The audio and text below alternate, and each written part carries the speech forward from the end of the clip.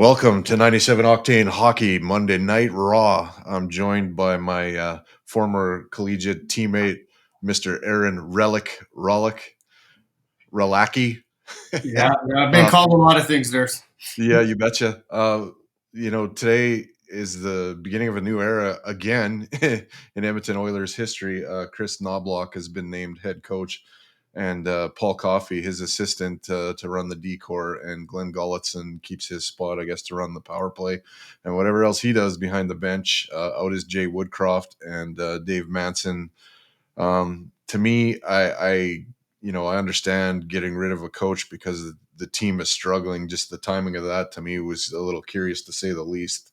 I know you got a different opinion on this than me, but I don't like it if you made that decision that, after that San Jose loss, to get rid of the coach and just rip the Band-Aid off and get her done. I think having a lame duck coach go and coach against the Seattle Kraken, win a game, and actually look like your team's coming together, how you'd pictured at the start of the year, letting them go after that, to me, just the timing just sucks shit. But go ahead, Aaron. It's all Wow, you, buddy. it's a tough spot. You're on that road trip, and what do? I think they made the decision. I'm sure, saw the clips of basically. I'm reading their Yeah, him and Manson. No, yeah, kind of probably knew they were done. yeah. Yeah, timing wise, that's a bad look. But again, logistically now, I mean, can you get the guy there to come all the way Right. from Hartford and things like that? And is it fair to leave Gullickson on the bench by himself? Yeah, Run yeah. those two guys off. And just strictly, I'm going to say this as a guy who's administrated, albeit junior teams in the past. This is purely economics. Do you want to pay for 2 extra seats to fly those guys home? Man, is that a fucking corporate asshole in you coming out? And I love it. Well, hey, like at the end of the day, you're all in this to make money, right? No, it's Man, is it tough? Is it maybe the right thing for the team? Probably, but yeah, I mean, I think everybody will look back and agree, and I'm sure you've got to be positive that that Holland was sick about it as well, like the way it kind of had to go down timing wise. okay, you bring up his name. That leads me to something that I want to say is that, normally in professional sports, a general manager gets 2 head coaches. Guess what number we're on for Kenny? 3. You can say he's a lame duck GM. He's done at the end of the year and all that noise. But to me, it's getting rid of Jay is an indictment on Ken Holland too. You think he's done at the end of the year? I don't know. I don't I know. think he did. I think Ken Holland has done exactly what he was supposed to do, is try and find players to supplement the superstars to win and get to the cap or over and see what happens. And I think they just, was there bad decisions? Yeah, for sure there was. But is it any different than 31 other teams in the league that have all had bad signings? Yeah. Of course we see it a little Yeah, closer. yeah. You got to take the good with the bad, and a lot of people only see the bad. Yeah, that's right. That said, they can always be things that are done better, but I don't know. I think that now we're going to go spin full circle here. I think the opinion on Ken Holland now is going to ride solely with the guy that's never coached before and is going to run our defense in Paul Coffey. Are you really worried about Coffee being a D coach? No, I think he's going to come at it, and if he's smart, he'll come at it from the point of encourage them. I don't know how much of that they seem to be getting. They look beat up. I mean, sometimes maybe they need a little confidence boost. I think the guys that need to be turned loose need to run loose. I mean, you know, That's yeah. I mean, me and you talked about that before Woodcroft was even fired, and I wanted you on before he was let go because I figured it was a possibility, And what did you say to me? I mean, you said, got to let the horses run, right? yeah, and one of the things I mentioned, I'd love to be able to just have a camera that camera, even microphone if possible, and a camera just to view the bench for the whole game before Woodcroft was let go, just to really get a sense of where things are at. I mean, it's tough when the cameras fly by and you only see McDavid and you only see Draisaitl and the odd shot of one or two other guys, but to see what the body language is like, to me that's a big thing. As a guy that's coached a long time, is what's the body language of the crew So like? you read a lot into that, Oh, 100%. You can tell. I mean, where guys' heads are at just by just their posture, their right? shoulders. Like, And I mean, you brought up something else to me too when we were just chatting back and forth about you thinking maybe there's some poison cancer in that room. Do you still think that, or you don't know and you'd just like to sit on the bench for a period and find out? You think that's why Coffee's there? I think that's part of why he's there. I think part of it too is, unfortunately, in professional sports, sometimes if there is a cancer, the first guy to pass away from it is the coach, and I think Right, that's what right. happened in this case. I think there's a problem. I think there's something, and maybe this fixes it. Maybe it does. Sometimes it absolutely does. It's been proven in the past with numerous professional teams, and maybe this is the kick that one or two guys needed that were causing some problems, and you know away they go.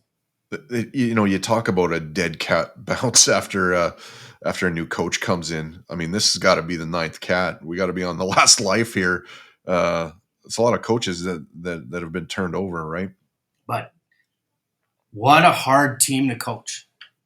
At the end of the day, man, hard, hard, hard to coach when and you're a basketball guy, so I'm going to say this: how many guys that coach LeBron James, the best player in the world?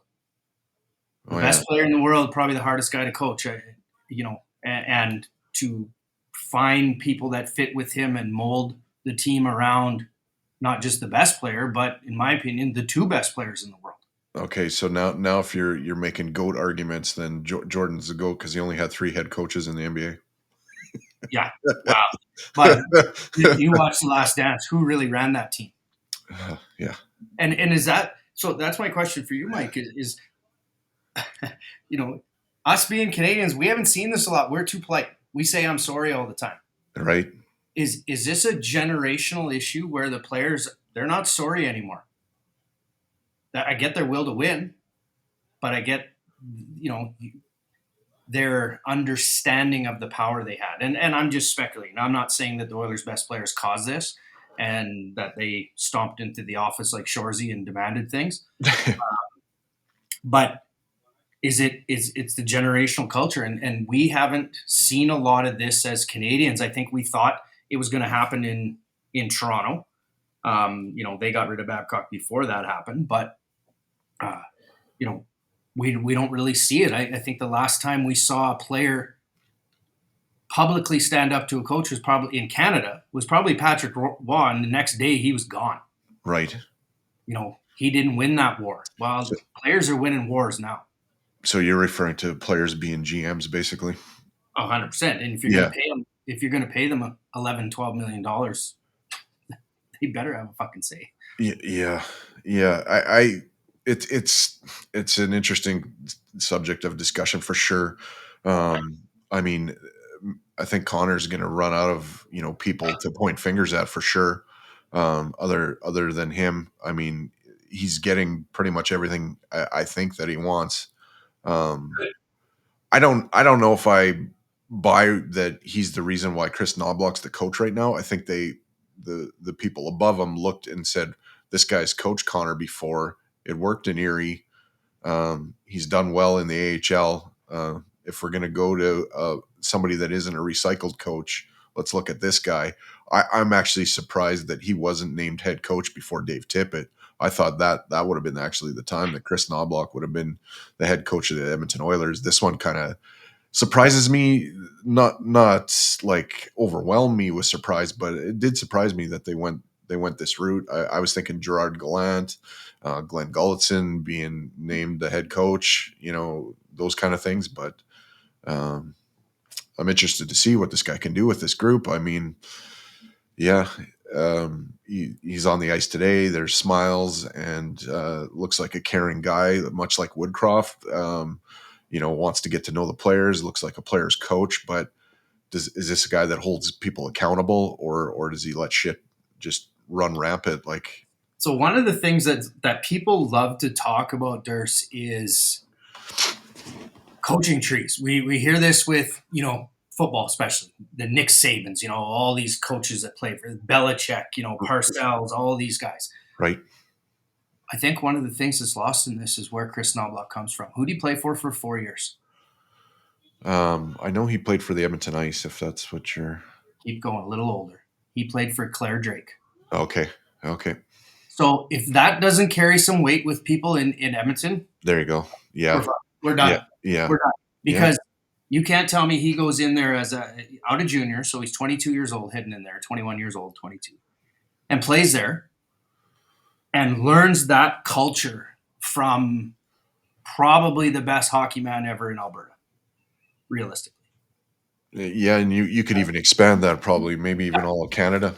100%, absolutely revered in how to deal with players, how to deal with human beings. And when you have a guy that came through that program like Knoblauch did, and that's to me has been the biggest, I guess, rumor conversation is how he treats guys. And I'll take it back to that is, I mean, I'm sure he's played for other really good coaches, but he's a product of that Claire Drake culture. And I think that's going to be huge for the Oilers. So let's go back in history to the beginning of time when me and you were in college. I remember walking into practices. I was kind of not scouted, not recruited, nothing.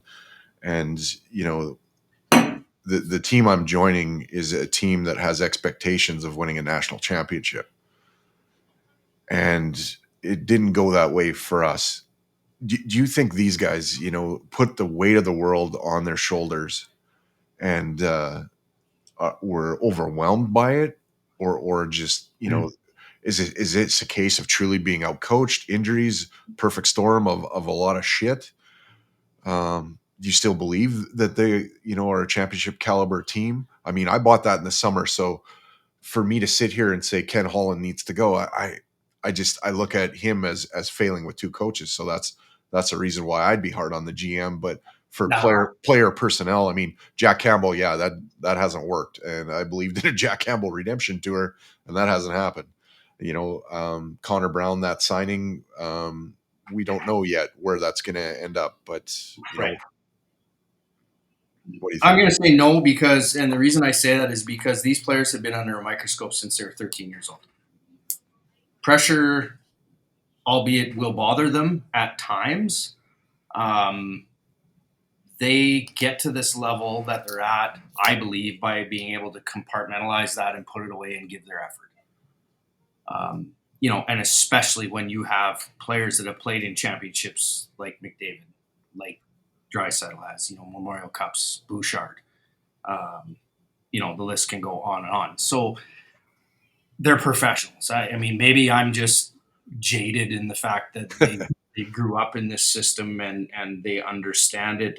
I always liken it to, hockey is our church, and they grew up in that church and they understand the pressures that go with it. I'm gonna I'm Uh, gonna I'm gonna pick up on one of these comments off of YouTube here from our pretend Kings Oilers fan here, Angel Sandoval. He says, coaching tree. I'm not sure I've ever seen a great coaching tree. So, I mean, for me, if I look at the NBA and I think about Phil Jackson, Steve Kerr, kind of learn the model from Phil, and then he does his thing in Golden State. I mean, there's countless coaches that have come underneath John Wooden, and like you say, Claire Drake has there's so many coaches that have come through Claire Drake's system and learned it and kind of replicated it. And, if you want to have success, the easiest way to success is find somebody that's been successful and duplicate what they do. yeah, duplicate it, but you've got to innovate and grow Yeah, with it. I for mean, sure. you talk about recycle guys. I mean, I'll tell you what, if they would have hired a Sutter, I would have hung it up. I would have burned my Oilers jerseys and found a new team I, because that style of hockey is archaic. It is done. It is gone. Adios. yeah, I like Daryl Sutter, but Great I, I, interview. I don't think, I don't think he relates to the player now. And that's, No, you got to be able to do that. You do, and I mean, there's been a lot of comments about you know inmates running the asylum. Um, you know, I don't know, and that's the thing is, how well. So I'll go on the comment here. Ken Holland assembled this mess that the coaches are trying to make work. It's 100% on Holland. Um, I'm going to take that down to about 75%. I think they've got a good idea of what these players are like ahead of time. But that's one thing that is to me is wild about free agency is you're signing guys. How well do you really know them? Who's vouching for them? Who's talking about them in the room and the effort they're going to give? And are they truly coming in understanding the role that they're going to play? Like did Brown come in being told you're going to play on the right side with 97 all the time? Wow, that Right. that, that worked in junior, but might not work at this level. Yeah. Yeah, I don't know. Like you can speculate on that. Yeah. I don't know either. We can spin our tires on that all we want, but um, the right people, and it's tough, man. Like that's 23 guys hanging around the room and getting 23 guys to get along like brothers. It's a hard thing. I mean, you and I did it as teammates when there's only 12 of us, and there's times we want to beat the shit out of each other. Right. Yeah. And I And played then with guys that I didn't like. And then there's times we watch Zoomer in a little pub in Fox Creek doing karaoke to Maniac and making us all laugh our heads off. So Nothing like the bus breaking down to have a good time. that's right. Yeah, I hope it works. I think you're going to, I don't know if tonight is going to be the real indicator. How long Yeah, do you give them? I guess that's you like the recycled coach numbers. Is when do you get a sense on the new guy? I mean, obviously they're probably going to be stuck with him for the year, no matter what happens. But you kind of go, okay, after 5 games, if we're 4-1 or 3-2, is that looking good? yeah, no, I don't think so. Like I think really there's probably about a 5 or 6 game hangover from Jay, and then you're actually going to see what Kris Knoblauch is like for a coach because it just takes a little while to adjust. I guess one thing I can do here too is go over because there actually is a game. We'll cover us up for a second and projected lines. So Stauffer's tweeting out this morning that RNH is going to be left wing with McDavid and Gagne, Kane, Draisaitl, Hyman as a line. That will be a load. Dylan Holloway with Ryan McLeod and Warren Fogle, Raphael Lavoie with Hamblin and Derek Ryan. Brown is an extra skater. There's CC, Ekholm, Bouchard, Kulak, Desharnais. So really no changes on the back end. And I think Skinner's going to get another start. New York Islanders are Barzell, Horvat, Holmstrom, Engvall, Nelson, Palmieri, Lee, Peugeot, Wallstrom, Gauthier, Cizikas, Clutterbuck, Pelich, Dobson, Romanov, Pollock, Aho, Mayfield, and expecting Sorokin to get the start. So we're going to see a tough test in their nets. Do you think maybe the Islanders leave one of their goaltenders behind for us? Looks like Boom! they got two pretty decent ones there. You heard it here first. Speaking of that, I should probably throw up a QR code because our Heavy Hockey Network actually predicted Woodcroft getting canned before he actually got canned. They knew it was going to happen. I didn't want really anything to do with the story. I didn't really feel comfortable about putting something like that out there into the universe, knowing that they had a game against Seattle and that Jay was going to be coaching. And I figured if Jay got a win and you're on a winning streak, albeit one game, you don't fuck with a winning streak has kind of always been my sports Oh, motto. But nope, that's not how it went down. They were 100% bang on. And anybody that thought we were full of shit, I guess, can eat it because we got it right. So credit to Mike Dashney, Dash in the Park, and Oilers Live, Michael Hebert, for coming up with that story and getting it right. Lotsberg has an article all about it that you can check out on. If you just scan the QR code, it'll take you to it. Yeah, wild stuff, but So Yeah. here's a question: Yeah. does tonight go straight fire wagon? Let her go. There's a shot that tonight's game might be like 7-6. Yeah. You think so? You think she'll just be right opened up and away we Well, go? I doubt they're going to make them try and play the same defensive system they've been playing. So you might as well just turn them loose. Yeah. I don't even know if there's going to be that much of a change in their defensive system. Like, I listened to Knoblauch talk a little bit there, and he's talking about playing his zone still. So Well, you can't switch until you get a couple days to practice. A pregame skate today is not going to switch the defensive system. yeah. I almost think that that like inside their blue line is not going to change. What's going to change is from their blue line to the opposition's blue line, their neutral zone. Like they brought in more of a trap. And that's not Edmonton Oiler hockey unless you're Craig McDavid trying to beat the Detroit Red Wings in 06 by using surprise really to take the Wings by surprise. I still think they need a two-man forecheck and a high pressure game. This team lives and dies off of instant offense, and that's how you get it. So Well, yeah, they've got a ton of speed, so use it. I mean, yeah, I'm giggling to myself because I've been waiting to say this. When you show me the lines, there tonight, I'm like, oh fuck, I can put them Gagne, up. I can put Gagne them up might again. get a hat trick tonight. Yeah, no kidding. The No reason kidding. being is he's going to be the last guy in the zone. He's going to come right up to the He's top. gonna be the late trailer. Yeah. He's just going to bang one, and then maybe they sign him for 3 years.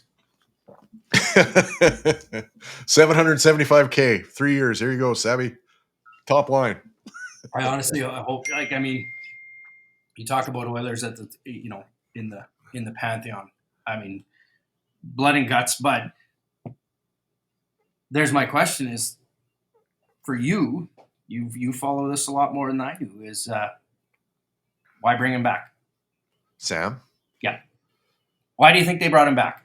Oh, When they bring him up when they're what 1-6 or some yeah. like just a dog shit record. Yeah, he was gaining traction in the AHL, so he was putting points on the board. But honestly, I think he's the heart.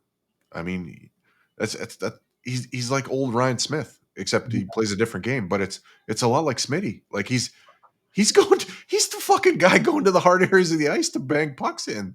For sure. Yeah, For sure. he does have talent still. Like it's Oh, just 100%. You're not going to lose those hands. and Sam was never a speed demon, so I'm not going to knock him, for losing a step or that kind of stuff. But I don't know. Him and Kane are their grit right now, and I mean Hyman can play that game too. I just haven't seen much of that from Hyman yet, but it'll come. Yeah, I mean, I love the veteran presence when they brought him back, but so the day they brought him back, my wife, she didn't know what the hell I was talking about. But I said to her, if the Oilers don't win 4 of the next 5, they're firing the coach. With Woodcroft, you mean? Yeah, Or the, and when I said that, and I said okay. that kind of tongue in cheek, joking, but You're probably right. Well, but did you bring back that veteran guy that the GM and everybody can trust to have a conversation with as to what the room's like, what the morale is like? Are we done? Mm. I think they definitely brought him for a boost, some leadership, maybe some, like you said, some stability for sure. He's been that guy when he was here before, like you said, a blood and guts guy for sure, with really, really good hands. But Yeah. fire wagon hockey, I'm calling it. He's getting a hat trick tonight. I love that idea. Oh man. Yeah, it could be pure madness. And you watch, if he's got 2, he's going out on the power play.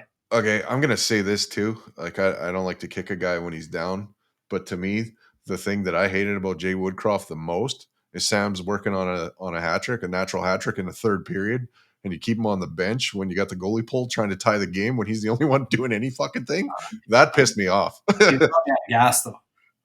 He's probably out of gas. Maybe. But I'll tell you what, Jay Woodcroft holds a special place in my heart now after him taking shots at Mark Spector. Oh, beautiful, delicious.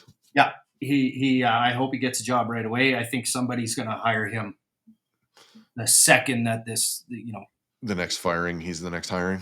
Yeah, you know what? I don't know if he reappears as a head coach right away. I think I wouldn't be surprised if he appears with a team that's got a real shot. Like our buddy Angel here from LA Kings. It would not surprise me if he's an assistant on their bench beside Todd again too. But Yeah. No, but Angel just made a great comment, and I'm sure it's going to pop up here in a second that there seemed to be a disconnect between coach and player. Yeah, that I one I think don't know. I think he understood the. It's almost like last year to me, Woodcroft. He knew he had nothing to lose. Um, so was a lot looser. Even he seemed tighter this year. But part of that too would be when you're bombarded every day with, what's the parade route? What's the parade route? You know, Yeah, that stuff. But I mean, he'll get picked up. That definitely. I think Woodcroft's a good hockey guy. You look back at his record in the AHL before he came up, pretty similar to the guy that they just brought. Kind of the next thing. Um, I kind of forgot Knoblauch was down there. I guess we don't hear a lot about the Hartford Wolfpack in the AHL up here, but I think it's a really good fit. I think he's going to blend in. Now, let's go full circle to where we kind of started with this. Is the connections back to the president of hockey operations and the team captain. I mean, that's I can see how there's a lot of people waving red flags big time on that. right. Yeah. Well, I mean, we're gonna can Jay. What kind of interview process do we go through for the next guy? No, they called their shot. They went and got their guy that they wanted. They had to. They had to, and why not? And part of that is I go back to Ken Holland. Has he been good? Has he been bad here or there? But the one thing he's had is some balls, and I think even he recognizes we've got to go all in. Yeah. Well, to me, right now, what they need to do is get another goalie to support Stuart Skinner, because I don't see Jack Campbell finding his game anytime soon, and he's going to need more than a career AHLer with a little bit of NHL experience to kind of be his backup.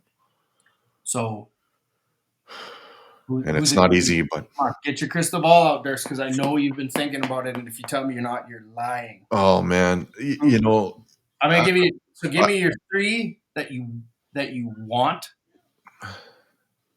and maybe two that you really think they can get. yeah. I mean, people will go out after Carter Hart in Philly, and maybe there's a chance of that. But what do you have to give up to get him? UC Saros, kind of the same situation. I mean, I like your idea that you threw out there of leaving a goalie home from the Islanders after tonight's game and walking away with that. That might be as plausible as anything. I mean, they put out there Jordan Binnington, but I think Binnington has a no trade clause, and Edmonton's sitting in the basement right now. Is he going to waive his no trade to come to the Oilers? I don't know. Two best players in the world, baby. Why is Vancouver all of a sudden a goalie factory? And can you grab something within your own conference? I don't know.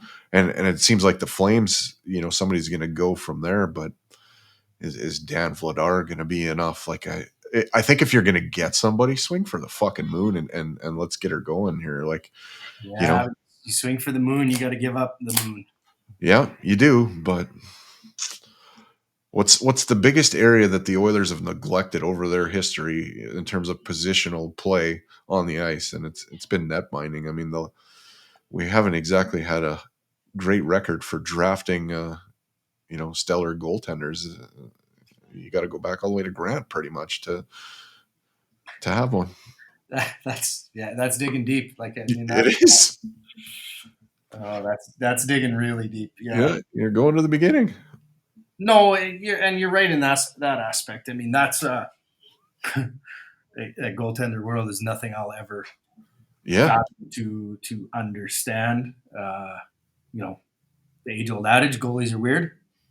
yeah, oh yeah, and voodoo, and yeah, Yeah, and but it also goes back to they've got to be your best defender, yeah, and I think that makes it really really tough too. I mean, you hear the same thing, in these cities all the time, and I mean, you had a guy like Carey Price that could take that mantle from Patrick Waugh, right. We haven't had someone take that mantle from Grant Fuhr.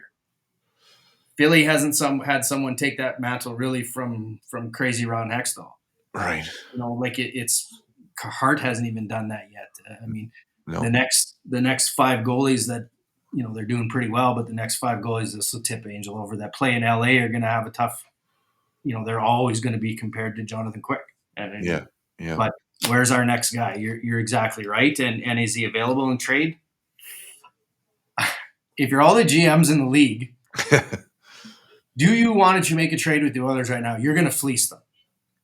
Like Oh the yeah. Oilers are going to get fleeced. They're going to have to get fleeced because, and if you're a Western Conference team, you sure as hell don't want to make that trade because unless you're doing worse than them, which nobody is. Yeah. And all of a sudden they end up, you're in second and they sneak into seventh. Well, that's a dog shit first round matchup. Nobody's going to want to play the Oilers in the first round if they're a 8, 7, 6 seed team. That really should have been 1 or 2, but for the start of the year. I'm gonna put a positive spin on that thought you just brought there of going up against the best team. If you're gonna go to the Cup, you're gonna see him anyway. So why not see him early when you're fresh? Yep. Yeah, and I think you're right. It doesn't matter who you play. Just get there. Yeah. Just get there. Yeah, home ice would be nice, but I think they kiss that goodbye. But Jackson's gonna clean house and bring in all his own friends to this organization, rinse and repeat. I don't know. I don't think Marchetti, the analytics guy, is friends with Mr. Jackson, but I think they got a guy there that has kind of a direction he wants to go and doesn't give a shit how he has to go about getting it, but he wants to get who he wants to get. I think he's kind of silently replaced Bob Nicholson and really Ken Holland in a sense, and you're looking at the guy that basically runs the organization right now, and Paul Coffey is the guy that oversees it all from within. 100%. No, Nicholson's take a step back. He's running the business side of things for sure. Yeah, for sure. I remember them alluding to that a couple of years ago that they were all kind of taking steps back, and really Holland was running the hockey operations, so to speak. Oh, here we go. This is goalie talk, goalie coach talk from Angel. He says if the Oil's willing to retain some cap, send Soupy home to the Kings. Ranford will have him back in shape in no time. I don't think he's wrong. Dustin Schwartz, how do you like that one? I don't think he's wrong. Wow, and talk about could be. I mean, who knows how that team was, right? So Schwartz and Knoblauch played together. So the Oilers turn this around and away they go. Does that keep Schwartz even more secure? I think he's got like a little bit. I think Stuart Skinner becoming a Calder Trophy nominee last year gave Dustin Schwartz a lifeline, as they would say on Who Wants to Be a Millionaire. And the flip side to it too is who cares about the fucking goalie coach? Oh man. If the power play was batting 8%, then Gulutzan, we're going to have a conversation. But yeah, I mean, come on. To me, the real test of the Dustin Schwartz is we know Stuart Skinner can play at a NHL caliber clip, and him rocking an 850 or maybe it's went up to like 870 save percentage now is an indictment on the Oilers period and a little bit of him. If he can't resurrect back getting closer to the 900s or beyond, then I would look at the goalie coach at the end of the year and try to bring in somebody else. But I played, senior hockey with a guy that basically his attitude was, it's the guys on the ice. Fuck the coaches. It's the guys on the ice. They got to get it done or they don't. Mm-hmm. So, yeah, they're professionals, right? Like it's the only thing that concerns me is the way to see a lot of these guys coming up now is they've got, you've got coaches. So you've got your I'm going to call it your team coaches, and then you've got your personal coaches. Right. And that's what always scares me is do we have a team coach saying one thing and a personal coach, back home in Melfort, Saskatchewan saying, you got to be doing this, and it's like riding home with dad in the car, right? Coach is telling me to do this, but when I ride home, my dad's telling me to do something else. Right. Nothing ruins a hockey player more than that, you Right. know. And you know, are those were those things happening to some of those guys? Again, just speculating, but I think they're going to be in tough to find a goalie. They got to straighten one of these guys out, and maybe this is just a straight up confident boost to, you know, Well, maybe Skinner stands on his head tonight in this 7-6 win. I'm predicting. because he sees 50 shots anyway. Yeah. I mean, nobody complained in the 80s when we scored 8 and 9 all the time and we gave up 6 and Grant Fuhr's save percentage was 850 as long as he made 3 saves in the third period. Yeah. Yeah. You know, and that's Lock it, nobody. I mean, lock it maybe down and get the win. yeah, and that's exactly it, right? At the end of the day, it's still going to be a show me business. Well, you can have all the stats you want. To me, the very first one that matters is the W, Yeah. and that's the biggest thing for the Oil right now to turn around. Is who cares how? We just need how many. We're getting old because I'm with you. Like, you're a young athlete, and the first thing you do after a game is you go to the score sheet and check your stats. How did I do? For us, it was how many kills, how many blocks. Now it's just look at the scoreboard. Did we win? But it's almost worse that way now with the analytics and everything else. Like, did I win 6 faceoffs? Did I lose 12 faceoffs? This and that. Like, I through the league that I run, I have access to a program called Instat tied into Flow Hockey. You know, it stats all these minor hockey games at the elite AAA level, and the deep dive into statistics is insane. There's like for U15, U13, 17, U18, it's crazy. It Okay. is crazy. What we should do, Aaron, is talk about what Aaron is an assistant coach for the Lakeland College Rustlers men's volleyball team, and he also is the vice chair of the Alberta Elite Hockey League. Maybe you can talk about the AEHL. AEHL, baby. AAA hockey for the province of Alberta. I administer the male side. U15, U17, U18, or development league. Obviously, I think most people, especially around Alberta, Western Canada, know of the AEHL. U15, obviously, that's the age they're draft eligible for the WHL. And a couple of years ago, we switched from U17 or U16 to U17. 50 teams across the province, spread amongst the three divisions. Yeah, it's we have zone teams hosted by communities. So, for example, I live in Lloydminster. Lloydminster is the host of the Lloydminster Lancers program, which runs our district or zone team. So kids from all over they bill it in communities. I know you live up in GP, same thing. You'll have kids from Peace River, Valley View, wherever, living in GP playing for the Storm up there. I would consider it the top development league in Canada. The way we are structured, the way we are set up, we run one giant pyramid of male elite hockey, and it's. I work with guys from across the province, different levels, and it's great. I get asked a lot about players in our league. I don't have a freaking clue. I don't think I can name 15 kids in Lloydminster playing. This is not my job. My job is to administer the program from a very high level. Unfortunately, the only players' names I know are the ones that get to a certain level of suspension or have an incident that comes to me.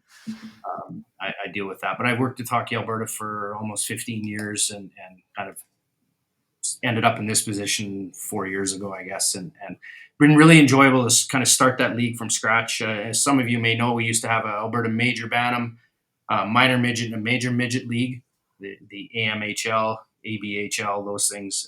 We merged them all into one. Is really what the AEHL is. Under one umbrella, we have our sister league, the AFHL, the Alberta Female Hockey League, runs beside us, running AAA and elite hockey for the female side. So it's a great synergy. Hockey has let me, Mike, meet some unreal people. My wife thinks I'm the dumbest human on the planet because I do all this work for hockey, but I don't get paid. But the relationships are fabulous, and it is a pile of fun. So, I mean, yeah, anybody gets a chance to check it out. I'll go to more minor hockey games than I will professional games. You also had some history with the Vermilion Tigers, and I probably should introduce you with that with this. Right. Nothing like playoffs in the old stadium in Vermilion when I the Tiger hit So that doesn't do it justice because they would have that song just fucking pumping. cranked. To this day, it's still pumping. I remember like I think it was like Vermilion and Vegreville or something going head to head, or maybe it was even my old stomping grounds from Sedgwick, but the Killam Wheat Kings were playing. I think that's what it was. I think Yeah. a bunch of us from Sedgwick went to Vermilion to watch the Tigers and the Wheat Kings play. And I mean that barn and that song were so fucking loud. You felt like you were at an That's an old Oiler. school right, man. You felt like you were at an Oiler game and just the goosebumps and Well, and I'll tell you what, the last couple of years, Tigers have had real good teams. They went through a real funk for probably a decade. They had their decade of darkness like the Oilers. yeah. Real good team now. They got a real good engagement from the community and a real good buy-in back with the college right there. It's fun to see. Junior B was really my thing with Hockey Alberta. I ran junior hockey for a decade. That'll always hold a special place in my heart because to me, a lot of people still they call it. You want to debate me on whether it's the jungle. You call me anytime. I'll go at you all day because those guys play for the right reasons. They play because they want to play high level contact hockey, but still have a life, have a job, have a house, have a career, have a trade, go to college. Um, that's they're dedicated, and 90% of them know that's probably the end of the road. Senior hockey after that, Yeah. but they love it, and I mean that always holds a special place. I mean, I got to go all over Alberta, the places, man, for provincials and events and everything with junior hockey and junior B and junior C. So here's my trivia question of the night for you, Mikey. All right, here we go. How many junior C teams are in the province of Alberta? Junior C. Junior C. Wow.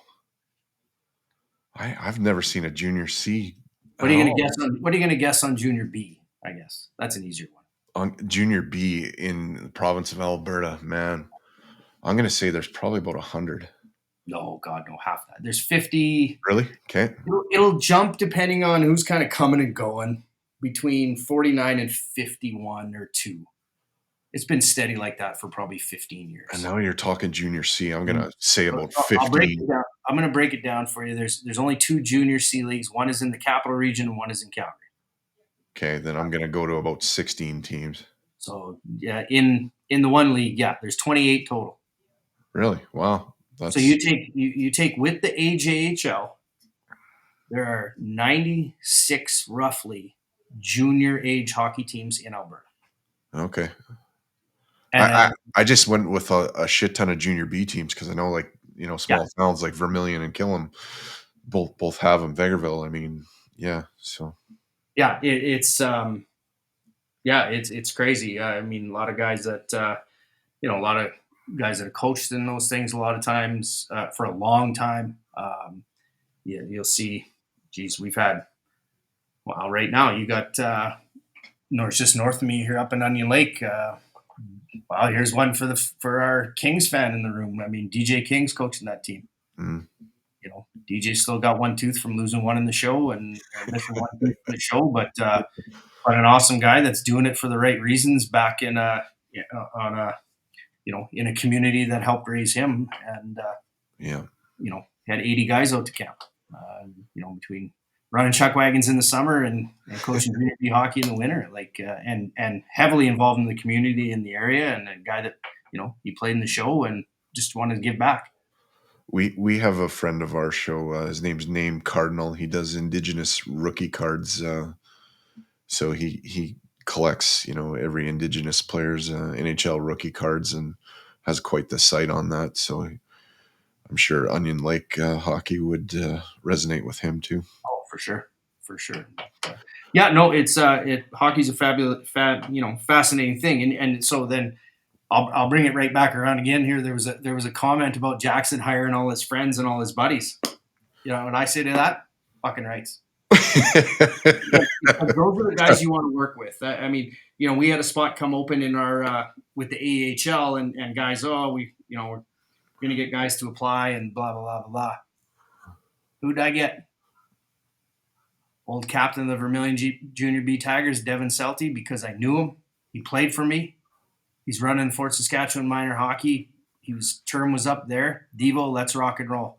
If I'm going to surround myself by people that I know and Yeah. trust, know their work ethic, Yeah. pull the Vermilion tagger right out, working side by side with me, and it's awesome. Because you got a comfort level and you're pulling in the same direction. And as much as they say, oh, you're hiring all your friends, they're your friends because they're going the same way as you.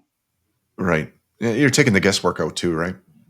100%. Like there's a comfort level. You can hit the ground running. You don't have to learn what everybody else is thinking and doing. As long as you're positive that they're going in the same direction as you and you have trust, rock and roll. And I think that's 100%. If I'm Jackson, I'm doing the same thing. You surround yourself with like-minded people, and most of the time, they're your friends, especially in the hockey world. Yeah. No. And I think that's thankfully, why we didn't see coaches getting recycled, where a guy like Knoblauch comes in. Well, you don't think Jackson and the gang have known him since Jackson's probably been McDavid's agent since he was 12 years old. Yeah. Yeah. Let's bring in a guy we know that I watched work for how long. Yeah. Yeah. Not everything needs to be a negative. No, exactly. I mean, it's it's a good fit. So, but so Darcy bailed on me with the goalie thing. Tell me who you wanted, you chicken shit. Oh, now you're really gonna put it to me. Well, I don't want Mackenzie Blackwood out of San Jose, but if you're talking about a Pacific Division goalie that the Oilers might be able to acquire from somebody that's lower than them, I haven't checked the standings lately, but maybe beating Seattle, we leapfrog the Sharks, and that Blackwood guy played pretty good against us. I don't know, like the Oilers seem to have a huge problem with backup goalies stinging us. So why can't we find a backup goalie that'll sting other people? Yeah. I like Bennington. I like Bennington's fire. Yeah. I think to me that's one thing that seemed to serve the Oilers pretty well was the fire that Mike Smith had, even despite the horrendous brain farts sometimes. Yeah. But Smith was always that guy to me that, he might let one in from the red line in the first period, but he's probably going to make a hell of a save in the third. Yeah. But he had fire. Like he was a little crazy. Yeah. I think Bennington's a little bit of the same. That might a little bit of the crazy and a little less of the chaos. Yeah. Yeah. And he's won it all before. For sure. So is that a good fit? Maybe can they get him out of there? Who knows? I mean, that's we can crystal ball. We wish it was easy as NHL 2K. I do like the idea of Carter Hart with the Oilers, but I don't know if Philly would part ways with him. I mean, he's really the only thing that holds that organization in game sometimes. So does he have no trade? I don't know. I'm not sure. And what tweaks me about that is I think being a goaltender, and maybe that's a little bit what's piled up on Skinner, is you're a hometown boy. Yeah. So it's got to be hard to be. I don't know how that is. I couldn't claim it. I've only heard it secondhand from guys I know that have played in the NHL that it's really, really tough to play in your hometown. I think there's added probably extra pressure of having, mom and dad and your sister and your cousins and all your friends in the building to watch you play. I think that probably adds to it. And then I'll ride home with your dad. Yeah. Yeah. To get out coached by your dad. And then, the other part too, is that when you're walking down the street, everybody knows who you are too. And, so if it's not going well. Well, I tell you what, it's funny you say that because obviously living here in Lloydminster, we have a fairly decorated goaltender from Lloydminster with Mr. Holtby. And he's made that comment to me once, asking him actually this summer, saw him, and he's on injured, basically retired, living back in West Virginia outside of Washington. Mm-hmm. What do you like down there? And he said, one of the things I've always liked down there is I can walk down the street and nobody knows who I am. Even when he was in Vancouver, that wasn't the case. Dallas was a little better, but Washington was. And that's a guy saying that with we all know how Holtby projected himself, the hair flips and everything else, which, I mean, obviously, I have no idea. But there's something to be said for that. And I'm sure it weighs on him a little bit. I mean, I doubt too many people see, Connor and Leon walking down Jasper Ave. It's got to be a tough way to go. Yeah. Yeah, he goes out for But dinner. He goes out for dinner and gets shit on by some yeah, clowns. Like, but then the flip side too, and I say this strictly as a fan, is you're not getting sympathy from me. I'll give you 11.5 million reasons why. yeah, yeah, But yeah, it's and the expectations. You're a guy like Skinner, and it's tough, man. Like, I mean, so his parents grew up here in the '80s. I mean, he's young. He would have missed the cup run, but he would have heard about it his whole life. I mean, that's tough. That's that's a tough one, and good on him. But again, they've been under the microscope. I mean, I remember Skinner when he played in the previous incarnation, the AMBHL, which is now essentially he played in the AEHL. I mean, he was a standout goalie on a unbelievably good Southside Athletic Club team. yeah, Um, you know that wow, Benson led the league in scoring. They and so, but it's got to weigh on them, and but that again, I keep saying let's go back full circle. Well, who's going to trade with the Oilers in the position they're in right now without just completely fleecing them? yeah. Yeah. I mean, if to me, I look at it as if you're in a cup or bust season. We'll coin the phrase again, and you're out there trying to get a goalie. If you're parting ways with Campbell going the other way, you're probably giving up a high pick for somebody to just take that on, and then We and have then to you're get and we don't have a lot of them. well, there's futures, right? You can go down the road. You can, So then that's my question for you: is how big is the window? How long do you think the window is, and are you willing to sacrifice? I'm going to call them the days of darkness, yep, which is essentially the entire Ryan Smith era. yep, As much as you love him, are yep, you willing to go through that again to win with this group in the next 3 years? yeah. And And McDermott, that's your question. honestly, I think you have to narrow that window to 2 years. Sure. You've got this year and next, and then Are, after that, you've got a bunch of question marks, unknowns, are you willing to have 10 years of dog shit for 1 year of a parade? and I think so. Yeah, Yep. give her. And now, strictly economically, as an administrator of hockey teams in the past, if I'm Daryl Cates, all day. That team's worth $1.6 billion now. Give They her. win a cup, it's worth two. Right, or more. Yeah, yeah. Give her. Yep.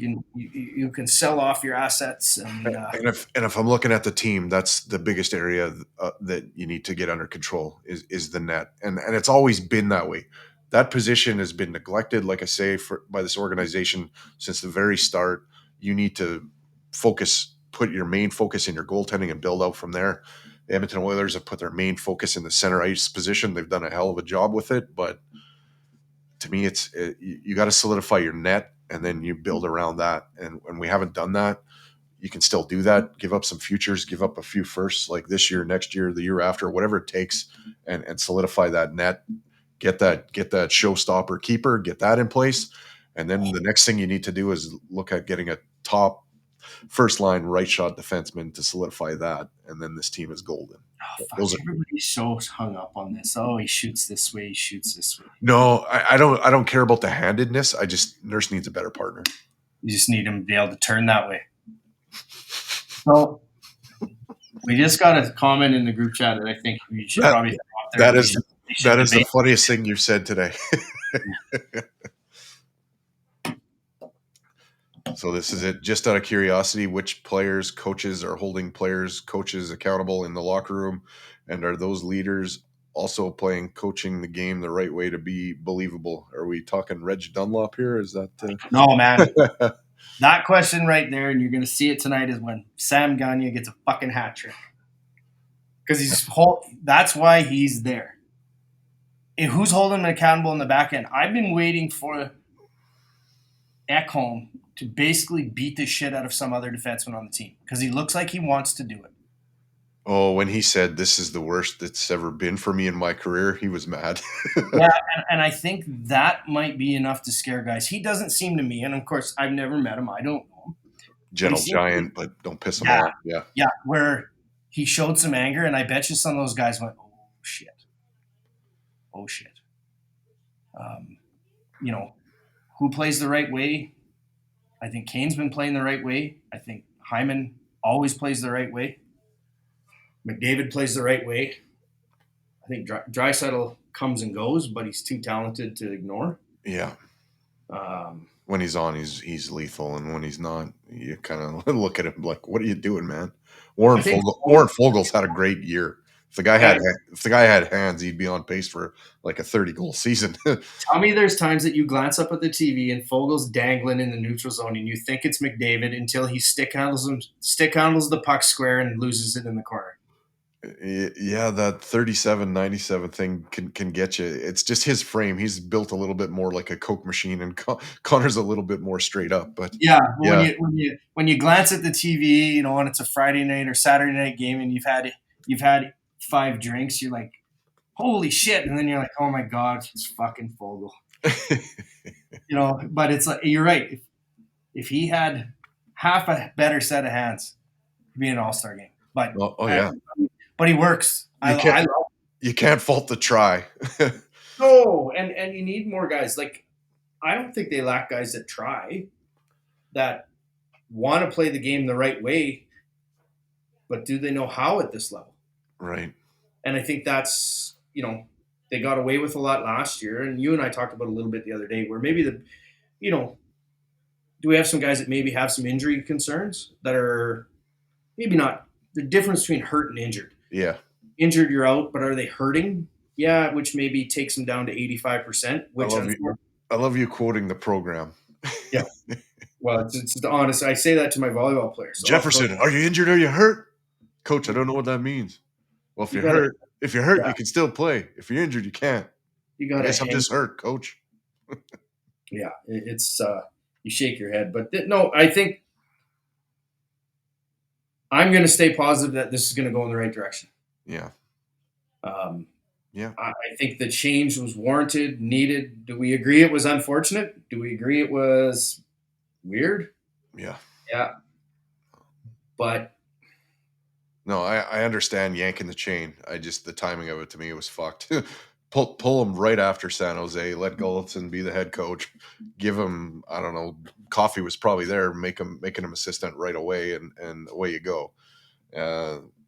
Letting him coach that game in Seattle as a lame duck, getting a win to me is just kind of, I don't know, not how it looked like they did most look like they had a good time though. yeah yeah. Well, fucking tell him, Spectre, like Oh, I don't read your columns, and kind of mic drop moment there, and then the next day, yeah. yes, and then that's it. Who's next? How do you get paid to just hate and shit on a team? Oh, I don't know. I don't know. Like even Matheson isn't that bad. Like, after the why are you so pissy with Leon? I mean, Matheson has been pretty good. There's not really anything questionable coming from him. But holy fuck, Spectre, he's just a weasel and an arrogant son of a bitch, and I don't like the guy. I'll be honest. Yeah. No, I shake my head, but the unfortunate thing is, for guys like you and me, we keep fucking looking at his shit, Oh and well, you just shake your head. I I he got on Darnell Nurse for Nurse having a glove with like a hole in the palm, and he made a big thing about it. So I took the picture of Nurse with the hole in the glove, and I put "fuck Mark Spector" in there and posted it on Twitter. I've been blocked by Spector, and it's been the best because I don't have to see his articles. Oh yeah, but it's some stranger just made the comment. He thrives on the controversies, and Yeah, that's it's exactly what he does. clickbait bullshit. Yeah, And it's I always look at it and go, hockey is easy pickings because it is the most polite professional sport. Because they hockey players are the Bull Durham quotes. They're going to give 110%, and good Lord willing, as long as we get pucks in deep, because unlike, but you follow enough sports, they don't speak their minds as much as Yeah. NFL players and NBA players. Yeah. Um, they don't, and it's just the culture. Yeah. So you get idiots like Spector that can get away with it Yeah. because they don't get called out, they don't get run out of the room. Um, but it also goes to the point where they're talking about leaders and who's running the team. If you had a guy like Spector, Angel, I'll give you this one in the Kings dressing room. You don't think Kopitar or Drew Doughty would take him aside and tell him, "Here's the deal. Yeah. You got to shape up, or we're going to tune you in this Yeah. dressing room in front of That everybody." that would be Doughty. Yeah, for sure. Yeah. The thing that endeared me to Leon Draisaitl was actually being in the building when he looked at all the fans in an interview and he said, "You guys are fucking phenomenal," and he let it go. Like he he broke the fifth wall, to quote the acting term. He made it personal with everybody in the building, and it was Leon. And it wasn't some robotic script that you kind of get a lot from Connor, and you know, awesome. Yeah, and to defend Connor, he's had to do it since he was 12 years old. Yeah, let's face it. How many times did you see Gretz in his playing career, you know, unload? He was the same way. I mean, they're kind of geared to be this gentleman, kind of, you know, unfathomable creature. Like, yeah, Canadians, Durst. yeah, I'm, yeah. so, Dreisaitl's German. There you go. I'm You solve sorry. you solve the We're riddle. we're inherently made. We were raised in this country to say sorry. It's a Yeah, joke around the world, right? Canadians. That's Canadians' line. I'm sorry. yeah, That's why I watched a ESPN show the other day, and basically was questioning why Jeremy Roenick's not in the Hall of Fame. Well, because he told everybody to eat shit. That doesn't fit the hockey way. He spoke his mind. yeah. How is he not a Hall of Famer? Hey? Unbelievable. Yeah. But utter lunatic. Love it. But that said, for another time, we can get into stories of how I was as a teammate. Speaking of that, yeah, I'll tell a quick one before we go because I think the puck drops in about 8 minutes. But you were a warrior. We played volleyball, and it's not known as this, behemoth, crushing people kind of sport. But I remember you in practice going up to block a volleyball, and fingers are out. I got to get in front of the camera, and the old pinky went 90 degrees. Yeah, Still doesn't straight. yeah, and you're like, I think I'm done. You walk off the court like you didn't even show like an ounce of like agony or really any of that. You just kind of walked off the court, and I'm like looking at your finger, and it's fucking 90 degrees. I'm like, this guy's That, tough. This guy's tough. He's that doctor told me I couldn't play for 6 weeks. 6 weeks. Yeah. How soon were you back? That happened on a Wednesday. I played Friday. And you did it twice, right? It happened again. Oh yeah, I did. And even while you were gone my last year, it just kept going. It finally just got to the point God, you shouldn't tell this. You just brick the bastard to the other one beside. But I'd have to hide a splint in between. Oh, okay, yeah. Cover up the Play metal. wrestling. Otherwise, they don't want you to play. Yeah, I had a foreign object in there, like muck and stain, and had to taper together. And yeah, it's still crooked, but oh shit, And, that and when it comes to trash talking, you were in a league of your own. I mean, I used to think I was a pretty good trash talker when I would play on basketball. But I remember, some guy would be chirping you, and you would call them your son, and that would either get them to like really get mad at you and go back and forth with you, or it would get them to shut up. And either way, they were beat. I think it was because, and I'll tell you this truthfully, is because I refereed so much hockey. I heard so much shit, and I was always that ref that let it go because it always made me laugh. Until it got like personal, but when it was like funny, it made me laugh, and I'd always remember those lines. And I will always say one of the most fun volleyball matches I ever had was at Nate, and their men's hockey team was sitting front row, and I got into with them in warm up, and it went the whole time, and we kicked the shit out of them. And I didn't even care. And the ref was a little perplexed because I wasn't yapping at the other team. I knew all those guys from Nate. They were friends of mine. Not that it would stop me. But getting into it, the chirps with hockey players, and that's what always astonishes me is you can run your mouth like complete lunatics. But then as soon as there's a microphone, you're going to be a goddamn choir boy? Come on. You know, Yeah. I mean, that dichotomy always made me laugh a little bit. Be real, which I'll close kind of with this. Like Sean Avery put out a little video about, how the Oilers and McDavid and Draisaitl should be. And he saw the Draisaitl Spectre back and forth and Matheson and all that. And he's like, he was telling Draisaitl he needs to be nice. I fucking found that hilariously ironic. Especially when a guy that played for the Rangers, and who's the guy, the reporter for the Rangers that they all hate? Yeah. He's like, that guy's got to be like on Specs Mount Rushmore. Yeah. Yeah. You know who I'm talking about. Yeah. Stan something, I think. Yeah, but they get into it with him all the time. I don't know. I don't know. But here we go. Like there's onwards and upwards. Yeah, man. I'm sick of checking in on these shows of yours. Yep. Looking at you like somebody shot your damn dog. Oh, I'm all right. All right. Well, you need to go back and look at a few of them. You look sad, bro. Well, you know what? Maybe you're right. Maybe on past shows I was sad. Like, Stanley Cup favorite team here, and we're in the doghouse. So, Kris Knoblauch era starts tonight, and we'll see what that brings. Well, I said 7-6. 7-6. Fire wagon hockey. Let her go. Sammy gets a hat trick tonight. You heard it here first, folks. No, I'm. Sammy gets a hat trick tonight, Durst. I'm doing the intro for your next show. It's going to be beautiful. Awesome. Well, we need to have you back because this was a lot of fun, and it's fun catching up with you. Oh yeah, you're a certified beautician, and I love you, and I hope you know that. Yeah. Thanks everybody for watching. Keep your sticks on the ice. Go Oilers, go! Eat shit. What was that, Relic? I said eat shit, LA. Eat shit, LA. Yeah, suck it, LA.